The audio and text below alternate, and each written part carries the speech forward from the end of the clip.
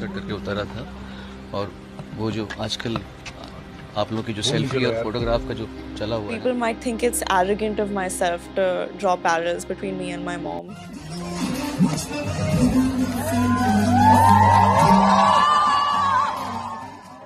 فيديو اليوم وكما العادة مليء بالمفاجآت والأخبار الحصرية لعالم بوليوود. فضلا وليس أمرا، إن كانت هذه زيارتكم الأولى للقناة فلا تنسوا الاشتراك فيها لدعمنا وتفعيل الجرس ليصلكم كل جديد، ولا تنسوا كذلك مشاركتنا آراءكم واقتراحاتكم من خلال التعليقات.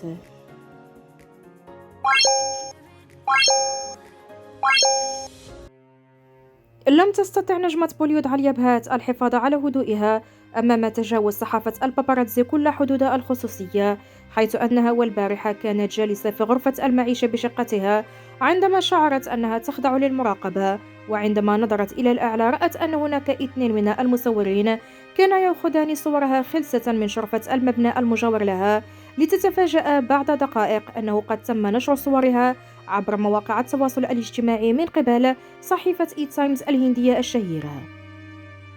هذا ومباشرة بعد هذا السلوك الصادم فقد انتقلت عليا إلى حسابها الشخصي على الانستغرام من خلال خاصية ستوري، وعملت طاق لصحيفة إي تايمز حيث قد وجهت لهم كلاما قاسيا وعلقت بقوة قائلة: هل تمزحون معي؟ لقد كنت في منزلي أقضي فترة ما بعد الظهيرة بشكل طبيعي تماما، جالسة في غرفة معيشتي عندما شعرت بشيء يراقبني، ونظرت لأعلى ورأيت رجلين على شرفة المبنى المجاور لي مع كاميرا مباشرة. في أي عالم هذا مقبول ومسموح؟ هذا اعتداء صارخ على خصوصية شخص ما، وهناك خط لا يمكن تجاوزه. من الآمن أن نقول أن جميع الخطوط قد تم تجاوزها اليوم، بل ودعت أيضا شرطة مومباي للتدخل. والجدير بالذكر أنه بعد هذه الضجة فقد قامت النجمة الهندية أنوشكا شارما بدعم عليا بهات إلى جانب أختها شاهين وكذلك الممثل أرجون كابور، حيث أن أنوشكا قد كتبت عبر حسابها الانستغرام وقالت: إنها ليست المرة الأولى التي يفعلون هذا، دائما ما يفعلونها. قبل 2 تواصلنا معهم لنفس السبب، ولقد كنا نعتقد أن هذا سيجعلهم أكثر احتراما لخصوصية الناس. مخجل جدا، وهم أيضا الأشخاص الوحيدين الذين نشروا صورا لابنتي رغم طلباتنا المتكررة لهم بعد ذلك واحترام خصوصيتها.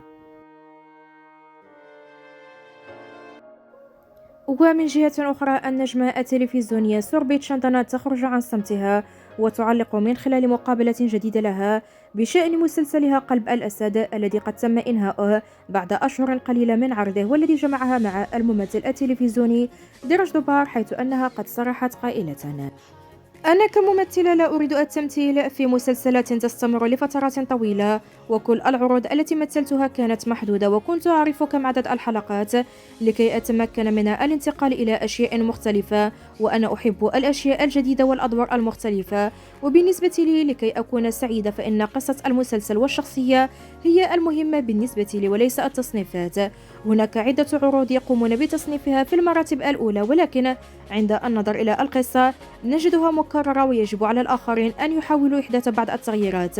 التلفزيون في تطور حاليا ولم يعد مثل السابق، هناك من يريد عروض مختلفة وليست مكررة دائما.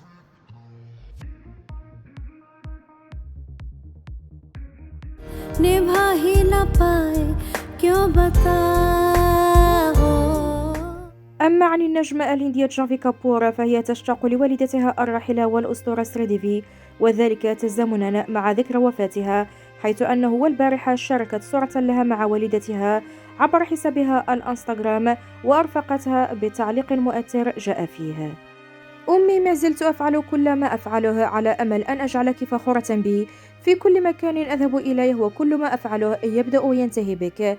حيث أنه بمجرد مشاركتها الصورة تلقت جانفي العديد من الحب من قبل متابعيها ونجوم بوليوود المشاهير مثل آتيا شيتي، راكول بريت سينغ، بوميكا بيتنيكار، المصممة نيش مالهوترا، كاران جوهر وآخرون.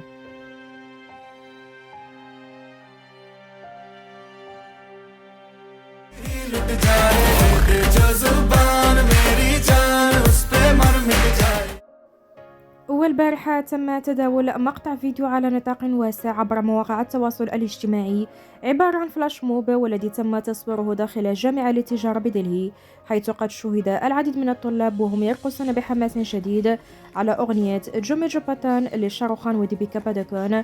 وقد كان معهم أيضا بعض الأساتذة النساء اللواتي كن يرتدين ساري. والمفاجأة هي أن شاروخان قد تفاعل مع مقطع الفيديو والذي قد انتشر بسرعة عبر الإنترنت.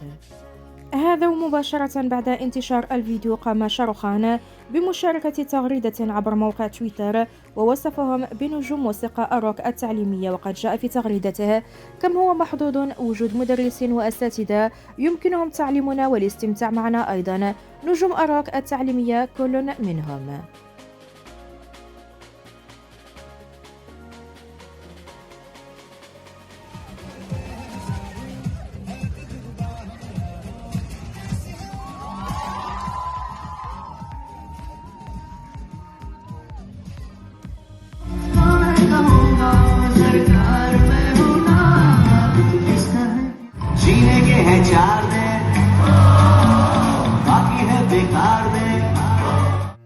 ومن جهة أخرى فقد تحول حفل المغني الأسطورة سونو نيغام قبل يومين الموافق ل20 من شهر فبراير في تشامبور إلى كابوس بعد تعرضه لهجوم من قبل رجل هاجمه هو وفريقه من أجل صورة سيلفي، حيث قد انتشر مقطع الفيديو بشكل سريع عبر مواقع التواصل الاجتماعي والذي يظهر شجارا ثم دفع مساعد المغني سونو المقرب بعيدا عن المسرح، حيث أن سونو بعد الحادثة قد تحدث إلى المراسلين والإعلاميين وأخبرهم كيف كان يمكن أن تأخذ الأمور منعطفا سيئا.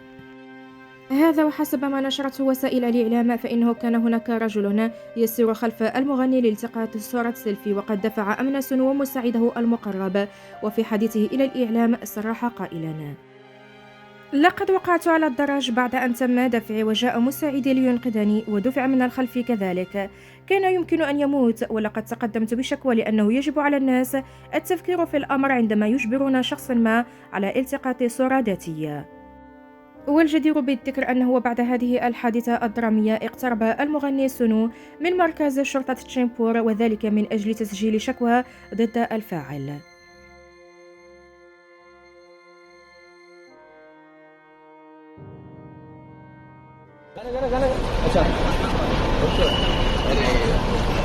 Hi sir, कैसे हो सर? अभी आप